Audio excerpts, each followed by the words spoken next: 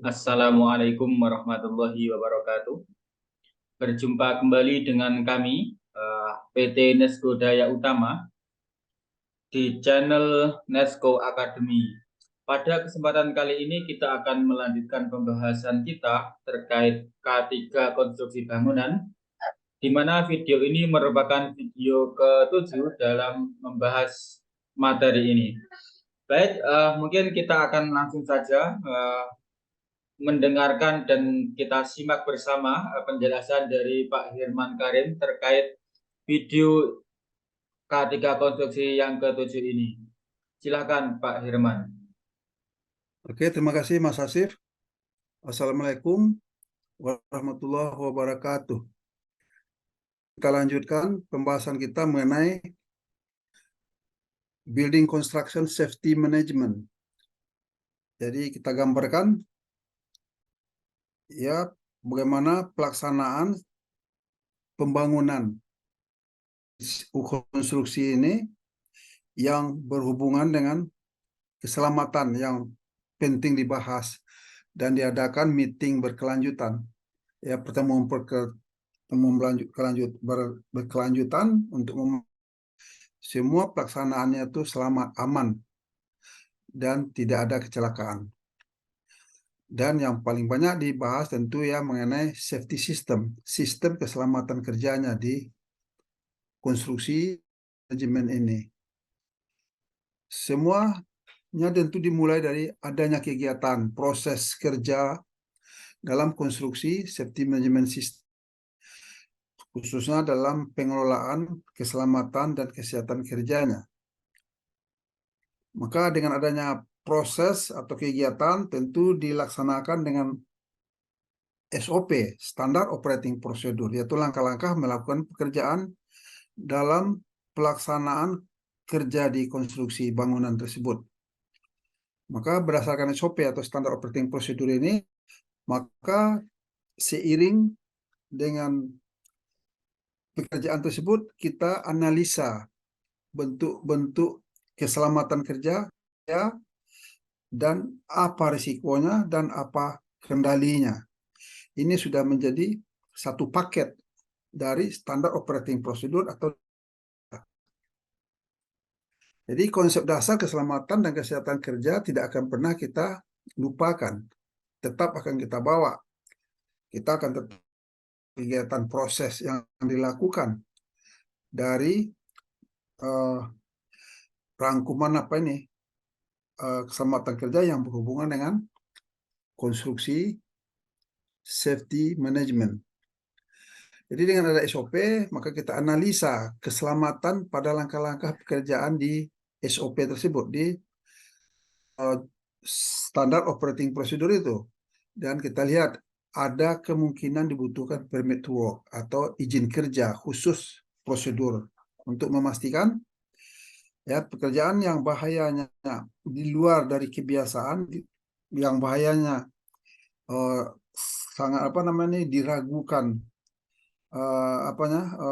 tingkat risikonya, maka dibutuhkan permit to work, izin kerja khusus. Jadi hazard identification ya mengenali bahaya, setelah itu menilai tingkat risikonya, risk assessment, setelah itu menerapkan kontrol. Itu yang harus dilakukan secara terus-menerus dalam apapun kegiatan kerja kita. Jadi bahaya potensi di construction hazard ini ya sudah jelas. Nomor satu, fisik ya. Fisik ini yang mengancam fisik kita. Apakah akibat jatuh? Jatuh itu yang paling banyak. Bahaya listrik juga ada. Bahaya panas atau api mungkin kurang. Tapi bahaya kimia mungkin ada. Karena bisa timbul. Dibutuhkan bahan-bahan kimia. Sudah itu materi-material yang asbestos atau apa. Itu bahaya biologi mungkin tidak terlalu. Tapi ergonomis, bahaya kesesuaian bekerja dengan lingkungan, dengan alat, dengan cara kerja yang menyebabkan bisa timbulnya kerugian yang berupa cedera gitu terhadap pekerja. Maka dari bahaya ini kita lihat tingkat risikonya, ya, dinilai tingkat risikonya apakah tinggi, sedang, atau yang penting baru diterapkan kontrol yang sesuai. Mungkin eliminasi dengan cara menghilangkan, substitusi dengan mengganti, atau mengisolasinya, ya, menjaga secara engineering juga, ya. Isolasi juga sama dengan engineering, dengan rekayasa, sudah itu kontrol administratif, ya, pelatihan-pelatihan, rambu-rambu, suatu adanya PPA dan APD, didominasi oleh PPA juga bekerja di ketinggian di gedung-gedung tersebut, yaitu alat proteksi jatuh, ya, protection fall equipment, alat pelindung diri. Maka kontrol ini tetap dipertahankan bentuk hierarki. Yang penting kalau bisa dieliminasi, disubstitusi, diisolasi. Ini secara umum kontrol terhadap risiko bahaya. Hazard identification sudah kita selalu mengekspos, ya, memastikan semua itu kita tuh bergerak untuk keselamatan, tidak pernah melupakan ada tipe bahaya yang harus kita kenali. Itu kita lihat tingkat kontrol mana yang dibutuhkan terhadap risiko bahaya yang kita kenali. Oke, jadi ini adalah bagian dari pemenuhan pembahasan mengenai materi dari silabus ahli K3 umum kompetensi, ya, yang total materinya adalah 20, ya. 20 untuk menjadikan seseorang menjadi safety minded profesional, yaitu profesional yang berpikiran safety, berpikiran keselamatan. Apapun profesinya, tapi berpikirnya keselamatan. Oke, jadi yang sudah kita bahas, dengan sudah ada YouTube-nya atau videonya, yaitu kebijakan ketiga yang ada di perusahaan, sangat krusial, sangat penting. Berikut Undang-Undang 1970, ya, sudah 53 tahun. Ya, banyak orang tidak paham, ya, tidak paham dengan syarat-syarat K3 yang harus diperankan, yang harus diterapkan di perusahaan. Yang ketiga yaitu konsep dasar K3. Ya, konsep dasar K3 itu kayak tadi, ya, akan kita singgung terus. Mengenali bahaya, menilai tingkat risiko bahaya tersebut, dan menerapkan sesuai. Itu sudah. Maka P2K3 ini adalah suatu grup di perusahaan untuk menjamin keselamatan kerja jalan, ya, jalan dan terlaksana sebagai ujung tombak untuk keselamatan. Mana grup ini P2K3 ini berupa grup, ya, yang tergantung dari, ya, dari grup ini bisa mewakili grup-grup yang lain dan dipimpin langsung oleh direktur, ya, karena bagaimana supaya keselamatan dan sistem program K3-nya jalan gitu. Grup inilah yang sangat menentukan. Yang dia harus ada meetingnya sekali sebulan, ya, harus ada meetingnya. Pertemuan-pertemuan yang dihadiri oleh direktur dan sekretarisnya ahli. Itu ahli K3 yang menguasai 20 materi ini. Dari nomor 1 sampai 20. Ya, itu teorinya. Dalam prakteknya banyak aja yang tidak tahu gitu. Ini dari pengamatan saya gitu. K3 listrik, kita sudah selesaikan juga YouTube-nya. Tinggal menontonnya bagi saudara untuk memahaminya. Basic firefighting juga sudah selesai. Ya, sudah ada YouTube-nya. Di YouTube sudah ada videonya. 3 konstruksi ini, ya, ini mengenai bagaimana kecelakaan yang terjadi berkepanjangan di konstruksi. Ini kita bahas. Dan yang sekarang yaitu yang nomor 7 videonya. Mungkin di video yang terakhir, ya. Dan yang berikut nanti kita bicarakan K3 bejana tekan, ya. K3 mesin uap boiler, selanjutnya nomor 9. Oke. Risk management matrix. Ini perlu mengetahui tingkat resiko dari suatu bahaya. Menetapkan kontrol, ya. Kemungkinan atau kekerapan dulu dilihat. Kekerapan akan terjadinya suatu kecelakaan, ya, dari suatu kegiatan kerja, dari suatu proses, dari suatu SOP, ya. kecelakaan ini hampir pasti, apakah dikategorikan begitu? Atau B, sering, atau ini mungkin, oh ini tidak sering terjadi kecelakaan, oh ini jarang terjadi kecelakaan. Itu untuk melihat kemungkinan atau kekerapannya, atau probability-nya, atau likelihood-nya. Kalau konsekuensinya bagaimana? 1, 2, 3, 4 juga ada tingkatnya. Ini juga akan dibahas di nomor 20 item tadi. Ada secara detail nanti. Sekarang kita tidak membahas secara detail. Ya, oke. Selanjutnya, konstruksi site itu daerah kerja konstruksi, itulah tempat yang sangat berbahaya. Orang yang tidak ada hubungan ke sana, tidak ada keperluan apa-apa, tidak boleh mendekat, dilarang masuk konstruksi. Ya, ini bentuk kecelakaan-kecelakaan yang harus sadar kita. Jadi inilah yang memicu kita untuk memikirkan keselamatan. Kita harus baca terus, kita lihat di sini, kita lihat perkembangan apa ya lakukan di sini. Kalau terjadi kecelakaan, sederhananya kalau terjadi kecelakaan berarti ada kontrol yang tidak diterapkan. Sederhananya begitu. Kenapa kontrol tidak diterapkan? Karena risikonya kita tidak tahu dan bahaya tidak dikenali dari kegiatan bekerja berdasarkan standar operating prosedur atau dari kegiatan yang kita lakukan. Di kegiatan yang kita lakukan tidak tahu kita ada bahayanya gitu. Ya, tidak tahu bahayanya, tidak tahu pula kontrolnya. Ya, kadang-kadang bisa tahu bahayanya tapi melaksanakan kontrol yang sesuai ini tidak bisa. Maka butuh pelatihan. Oke, sekarang kita ketahui penyebab kematian akibat jatuh di konstruksi bangunan, ya, berdasarkan prosentasenya. Ya, mari dibuat kampanye ke semua karyawannya tentang menghentikan jatuhnya di konstruksi bangunan, jatuh, kecelakaan jatuh ya istilahnya. Ya, penyebab kematian akibat jatuh di konstruksi. 7% karena tidak ada hubungan dengan alat yang bergerak. Itu maksudnya di sini. 7% cuma jatuh orang, tapi tidak karena bergeraknya alat. Sudah itu yang berikut adalah jatuh dari atap. Itu mendominasi 31% kecelakaan dan meninggal. Ya, dan meninggal. Sudah itu 6% yang kecelakaan jatuh tapi tempatnya rendah jatuhnya. Ya, mungkin tidak dari atap tapi jatuhnya bukan dari atap istilahnya di sini. 6%. Kalau udah jatuh dari tangga, dipakai tangga misalnya kan untuk gambaran seperti ini, itu 24% orang itu meninggal karena jatuh. Kalau jatuh di girder ini adalah bentangan struktur, ya, juga jatuh dan meninggal itu 7%. Kalau scaffolding, ya, ini scaffolding yang akan kita bahas selanjutnya nanti nih.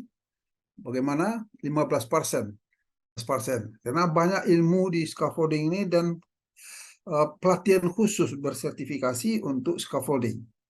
Dan scaffolding ini juga strukturnya, ya, bukan instrukturnya, inspektornya. Kalau instruktur dia ngajar, ya, yang ngajar sudah tuh ada inspektornya, inspektor yang sudah mendapatkan pelatihan bagaimana memeriksa scaffolding yang sudah dipasang dan membuat hitung-hitungannya. Gitu. Kalau yang berikutnya 5%-nya jatuh pada jatuh juga, tapi pada tempat yang rata. Mungkin akibat terkait kakinya, akibat tergelincir, ya, karena tidak hati-hati atau tidak, pokoknya ada kesalahan-kesalahan yang menyebabkan terjadi kecelakaan. Oke, selanjutnya kita lihat gambar, membaca gambar dan menghitung material scaffolding. Jadi scaffolding ini seperti gambar yang berikut ini, ya. Ini dibangun scaffolding ini dengan ukurannya tentu yang bisa diangkat dengan tangan, ya, berupa tubing atau berupa macam-macam istilahnya.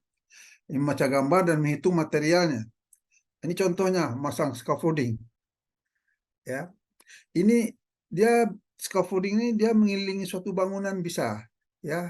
Dia mengelilingi suatu bangunan. Jadi orang bergelantungan bekerja di scaffolding ini, ya.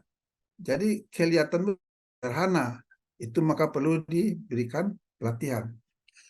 Sekarang yang kita bahas berikut adalah sketsa scaffolding 3 dimensi. Ya, seperti ini 3 dimensi, ya. Ini bagaimana pemasangan scaffolding ini mungkin untuk ya melakukan pengecatan kah dia atau pembangunan kah atau ada yang dipasang, maka dipasang scaffoldingnya ya. Misalnya dengan ukuran misalnya tuh kelihatan di sini ada 2 meter ya, 2,00 meter itu ya, 1 meter jaraknya, 30 dengan jadi besarnya diameter dari pipa dengan panjangnya 1 meter itu sudah cocok untuk bisa mendukung orang ya. So pipanya kecil ya, pipanya kecil. Tapi kalau bentangannya bisa lebih dari 4 meter ya itu lemah dia jadinya. Jadi penting panjangnya itu penting ya. Misalnya 2 meter panjang pipanya, panjang sambungan tiangnya ya, sambungan-sambungan dari apa ini? Dari scaffolding ini, maka dipastikan dia akan cukup kuat ya. Dan panjang secara menyeluruhnya juga dibilang sini ada 4 meter, ada yang 4,5 meter ya. Tapi banyak bracingnya. Apa ini maksud bracing? Yaitu gambaran dari sudut ke sudut ya. Dari sudut ke sudut ini sangat penting ini. Ini bagian yang penting yang ada di scaffolding. Oke, contoh sketsa scaffolding 2 dimensi. Ya, kali ini 2 dimensi. Jadi 2 dimensi maksudnya ini pandang dari atas. Yang di bawah ini pandang dari atas. Sedangkan yang ini pandang dari samping. Maka kelihatan di sini adalah 2 dimensi istilahnya. Ya. Jadi di sini juga panjang ini bracing ini dari sudut ke sudut ini bracing namanya. Ada namanya suatu ini 4 meter, 4 meter pemasangannya. Sudah itu jarak, kena jarak meterannya nih ya. Dibilang di sini 2B ya. 2B 3 lift. Jadi 3 tingkat. Satu lift itu 1 tingkat. Kalau 3 lift berarti 3 tingkat ini ya. 3 lift ya. Dia materinya tubular. Tubular ini sejenis pipa bulat ya, pipa bulat kecil. Maka panjangnya penting kali supaya dia kuat. Sedangkan bracing ini cuma 3 meter ya. 3 meter panjangnya, 3 meter, 3 meter, 3 meter. So dengan ukuran tubular tadi pipa itu ya, dia tidak bisa dipakai panjang, kalau lemah dia jadinya gitu.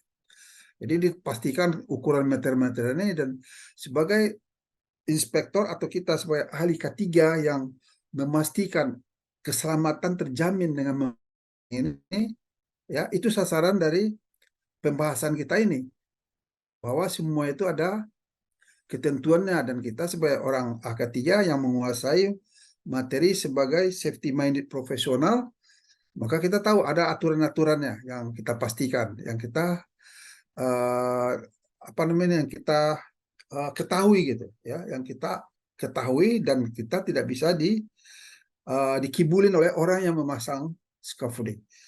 Jadi scaffolding ini serius, kita tentu memastikan semua itu sesuai dengan ukuran-ukuran yang ada. Ada jenis, misalnya 2B atau coupler scaffolding ya, 2B scaffolding. Ada kolom A, ada berisi gambar scaffolding tampak di depan. Ya. Ini nanti ada gambar kayak gini ya, nih. Ya, ini kolom A adalah berisi gambar scaffolding tampak depan, memperlihatkan standar dan ukuran antar standar. Ledger dengan braces. Ya, ini braces sebenarnya, braces itu yang melintang dari sudut ke sudut. Kolom B adalah berisi gambar scaffolding tampak samping, memperlihatkan standar transom dan ukuran jarak transom. Jadi ukuran paling menentukan di sini. Karena ukuran itu ditentukan oleh, ukuran dipastikan oleh dari jenis cube ini, ya tube apa nih, pipa ya. Ada kolom C ada berisi gambar scaffolding tampak atas memperlihatkan ledger dan sambungan. Kolom D adalah berisi keterangan gambar, yaitu jenis scaffolding. Ya, jadi jenis scaffolding juga ada beban kerja ya, beban kerjanya itu ada hitung-hitungan juga. Lokasi pembangunan, nama ya, oke, ini 2 lift, 2B. Ya, 2 lift, 2B berarti 2 tingkat. Ini 2 tingkat. Meter ini bracing namanya nih. Bracing ini penting, sangat penting. Tidak bisa kita harus ada terus nih bracing ini untuk menjamin kokohnya scaffolding. Ya, di sini dilihatkan ukurannya sangat menentukan, karena dia dari tubular ya, maka panjangnya ini kayak ini 2 meter, 2 meter, 3 meter, 3 meter. Jadi kita sebagai orang safety minded profesional, kita tahu ya pembebanan terhadap scaffolding ini ya akan amannya itu akan ditentukan oleh dan posisinya ya. Misalnya ini 1,9 meter lebar satu, ini 6 meter, kalau berdiri boleh tinggi 6 meter, 6 meter. Satu ini 4 meter ya. Yaitu ada papan kayu. Ini tempat berdiri ini kayu papan ya dengan ukuran sekitar 28 cm ya dengan ketebalan 3 cm 2 meter ya. Nah, papan ini papan kayu. Ya, papan kayu ini kan lebarnya kan ya sekitar 28 cm, kurang dari 30 cm lebar papan itu standar itu sudah ya papan di mana-mana. Sedang tebalnya juga yang dicari yang 3 cm. Maka dipasanglah papan ini pada satu bay ya. Ini pemasangan papan ini tempat di mana orang bekerja. Papan kayu misalnya 20 kali 2 cm sebagai untuk penahan, ada penahan samping ya untuk supaya jangan orang jatuh misalnya itu kan. Ini papan yang 2 meter. Ini gunanya apa tubor istilahnya. Tubor itu supaya benda-benda yang ada di tempat kerja di tinggian itu tidak kalau tertendang dia tidak jatuh ke bawah. Itu sangat berbahaya ya. Oke, selanjutnya latihan menghitung material tubular. Ya, jadi material itu namanya tubular, scaffold. Ya. Nah, ini sangat teknis. Ini dipraktekkan ya seperti yang saya bilang bisa 2 hari, 3 hari, 2 hari rata-rata paling sih 2 hari pelatihannya. Ya, tentu ada materialnya juga bahannya scaffolding, bahan scaffoldingnya pipa-pipanya banyak dengan ukurannya sudah standar itu. Ya, dan kalau di Balikpapan tuh ada perusahaan yang menyewakan khusus alat-alat scaffolding dan kita memberikan pelatihan ya bahwa orang ke sana misalnya ada 15 orang, 20 orang dibawa pelatihan di tempat itu dan sudah disediakan semuanya alat-alat pipa-pipa tubular scaffoldnya, semua alat kunci-kuncinya juga, dan kita pasanglah dari bawah ya sekali sampai ke tingkat B ya 5B kita pasang dan dilatih dari sebanyak orang tadi grupnya 4 orang gitu ya latihan gitu tuh itu biasa dan makan waktu 2 hari. Tidak mungkin ya kalau kita di sini nih kita ini semua materi yang kita harus pahamin sebagai safety minded profesional atau orang ahli K3 ya itu penting cuma dan ukuran-ukuran ini sangat menentukan ya. Ini tampak depannya, tampak sampingnya kelihatan di sini ya. Itu yang penting kita pahamin dengan jarak-jarak yang pasti. Ini 7,2 meter, 3 meter, 1,8 meter.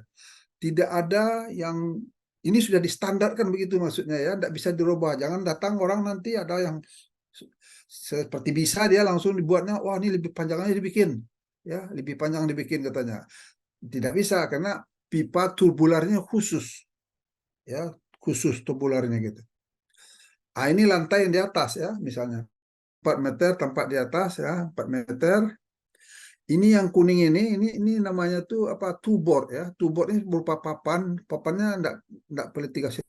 Tapi ini papannya untuk supaya menjaga jangan ada barang-barang yang jatuh dari atas ini ke bawah. Kalau ada barang-barang yang jatuh ke bawah, dia itu sudah menjadi bahaya lagi ke orang yang tertimpa di bawah. Maka dia dikasih pagar. Jadi satu satu tubor istilahnya nih satu lebar papan itu ya sekitar 28 cm ya 28 cm dipasang di sekeliling itu. Jadi aman orang bekerja di atas ini. Kalau ada tertendang tidak jatuh ke bawah ya. Tidak akan menciptakan bentuk bahaya istilahnya. Ya. Jadi jenis papannya ini 4 meter, 4 meter, 4 meter, 4 meter juga dengan papan tadi tebalnya 3 cm. Dan khusus papannya, tidak sembarangan juga. Ini bentuk tempat depan juga kan. Jadi kepastian ukuran ini yang penting kita pahamin ya. Sudah dijadikan standar ini. Samping begini, tempat depan begini. Suatu papannya seperti ini ukurannya 4 meter, ini 3 meter, tentu 4 orang masuk di sini ya. Untuk orang masuk di sini meter gitu ya, masuk orang dan di papan inilah orang berdiri dan bekerja ya. Dan yang kuning ini seperti yang saya bilang tadi, ini adalah two board namanya. Two board itu menjaga barang-barang yang di atas ini tidak terlempar keluar, tidak jatuh, karena itu sudah menimbulkan bahaya yang lain. Ya, ada 7 meter di sini, 7 buah papannya, 7 lembar papan gitu. Ini frame scaffolding ya, frame-nya lagi. Kolom A adalah berisi gambar scaffolding tampak depan memperlihatkan cross bracing ya, cross bracing tadi itu. Pipa dari sudut ke sudut. Pipa utama, main frame, ada ledge frame, pipa, palang penguat, handrail juga tampilan tangga. Kolom B adalah berisi gambar scaffolding tampak samping, memperlihatkan main frame secara utuh, rocker arm, pipe crossing, ada ties anchor juga, tangga, handrail samping. Ini alat-alat untuk dipakai untuk mengencangkan atau untuk menyambung, ya, menyambung atau menghubungkan pipa-pipa. Kolom C adalah berisi gambaran scaffolding tampak atas memperlihatkan susunan papan tangga yang kita bicarakan tadi. Tangga untuk naik ya. Berisi keterangan gambar yaitu jenis scaffolding, beban kerja scaffolding, lokasi pembangunan, nama proyek dan lain gitu. Ini bentuknya contoh ya, seperti ini. Ini gambaran tetap dipertahankan ukuran-ukuran yang tidak boleh dirubah. Ya sudah jadi standar itu di mana-mana. Independent juga. Independent frame scaffolding 3 bay 2 lift ya. 3 bay 2 lift. Ini bentuk-bentuknya. Jadi bagi kita orang safety yang menguasai ini, jadi kita tidak sebagai scaffolding inspektor ya, tapi kita sebagai pengawas. Mengetahui aja bahwa scaffolding ini untuk menunjang bekerja di konstruksi bangunan. Ini contoh gambar modular. Ya, dengan di sini nih mode gambaran dengan ukuran-ukuran yang sudah jadi standar ya, kemana-mana akan tetap seperti ini dengan ukuran modularnya juga. Modular itu juga tubular ya, pipa-pipa yang khusus yang dipergunakan dengan meteran-meteran yang ukuran-ukuran yang sudah pasti, tidak bisa Kalau dilihat lebih lanjut, ada rumus menghitung jumlah material modular scaffold. Standar 2 meter sama dengan jumlah bay, ya, jumlah bay tambah 1 kali jumlah lift kali 2. Suatu standar 1 meter, guard rail, ada lagi guard railnya, tambah jumlah bay tambah 1 kali 2.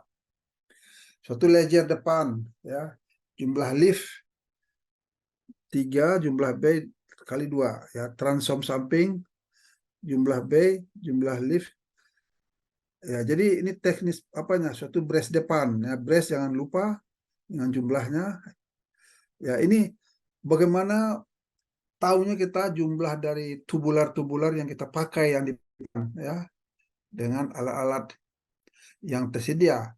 Suatu jack base collar, jumlah bay tambah 1 kali 2 joint point. Maka kita akan tahu jumlah semua material dari scaffolding yang kita butuhkan untuk berapa bay gitu, berapa tingkat. Ya, joint pin, spingot, jumlah bay dan jumlah lift. Two board. Nah, ini two board yang kita bicarakan di depan, jumlah bay-nya 2 ya, kali 2. Jadi two board itu Itu ya supaya apa yang kita pakai, apa yang kita taruh di atas itu tempat kita kerja jangan sampai jatuh ke bawah. Ya. Two board samping jumlah lantai kerja kali 2. Oke. Ini latihan rancang bangun ya. Ini 1 meter pipa hidran, 1 meter plafon. Ini 5 meter lantai. Ya, ini latihan rancang bangun. Akan dikerjakan pengecatan ulang pipa hidran yang keluar plafon seperti gambar di atas. Jadi dia melakukan pengecatan ini terhadap pipa hidran ya, dan diukur semuanya, dan seperti gambar data yang dikerjakan oleh 3 orang bersamaan dalam 1 bay. Masing-masing berat orang 80 kg dianggap ya, ditambah setiap orang membawa alat dan material 75 kg per orang, menggunakan scaffolding tubular yang jenisnya tubular yang bulat itu, perancang pipanya harus dibangun berapa lift, berapa bay. berapa panjang pipa lejernya gitu. Jadi ada kejelasan dari ukuran-ukurannya, kita pastikan ini meterannya. Dia datangnya sudah kayak yang sudah standar ya, dapatnya standar. Jadi kita tidak bisa bikin pipanya ini tidak kita bikin, dia sudah standar seperti ini. Kita tinggal masang-masang aja lagi. Dan ukurannya sudah ada. Ya, ini untuk menentukan berapa meter. Cara menghitung aja sih. Ada jenis scaffolding ya, yang sifatnya itu keliling seperti tangki ya, warna birunya kita anggap tangki, dan dia dikelilingi di sekeliling tangki itu dipasang scaffolding. Ada jenisnya scaffolding ya, tidak sama dengan dinding biasa gitu. Yang namanya ini scaffolding tubular melingkar. Ya. Jadi pemasangannya bagaimana nanti seperti ini, rapi ya. Misalnya pengecatan terhadap tangki dan pemasangan papannya, misalnya 7 lembar papannya ya untuk berdiri. Jadi DS ini diameter scaffolding dalam, suatu diameter scaffolding luar yang hijau gitu. Diameternya tuh dari ujung ke dari sebelah ke sebelah gitu. Tampak depannya seperti ini ya, tampak depannya. Tapi jadi semua itu ada hitung-hitungannya. Jadi khusus untuk pelatihan scaffolding ini yang membutuhkan paling cepat 2 hari. Kadang saya belum tiba 3 hari ya, 3 hari dengan pesertanya sekitar 14 atau 20 orang dan melakukan pelatihan khusus. Ya, berapa percobaannya, kecepatannya ya gitu mengerjakannya sesuai dengan cara penguncian pipanya, sambungannya. Oke, itulah yang kita bahas mengenai scaffolding untuk konstruksi bangunan yang bisa saja dia tuh tidak terlalu tinggi tapi bisa juga sangat tinggi. Asal pemasangannya benar-benar lengkap seperti sesuai dengan ukuran-ukuran yang sudah ditetapkan. Ya, tidak mengada-ada, jadinya kita akan mengikuti aturan dan standar. Maka insya Allah selamat mengerjakannya. Itulah bahan yang uh, kita bicarakan sekarang tentang scaffolding ya untuk konstruksi safety management bangunan. Oke, terima kasih Mas Asif. Oke, baik. Terima kasih atas penjelasannya terkait K3 konstruksi bangunan, khususnya pembahasan mengenai scaffolding ya. Baik, mungkin itu yang dapat kita sampaikan. Kita akan bertemu kembali di video-video selanjutnya. Untuk materi K3 konstruksi bangunan kita cukupkan sampai di video ke-7 ini. Apabila ada pertanyaan atau kurang jelas, bisa ditanyakan di kolom komentar yang tersedia. Dan kita akan melanjutkan di video-video kita lainnya, yaitu materi-materi tentang silabus ahli K3 umum, yaitu materi ke-8. Untuk itu terus ikuti video-video kami dan jangan lupa untuk subscribe agar Anda semua tidak ketinggalan video-video yang kami sajikan. Terima kasih atas perhatiannya dan sampai jumpa.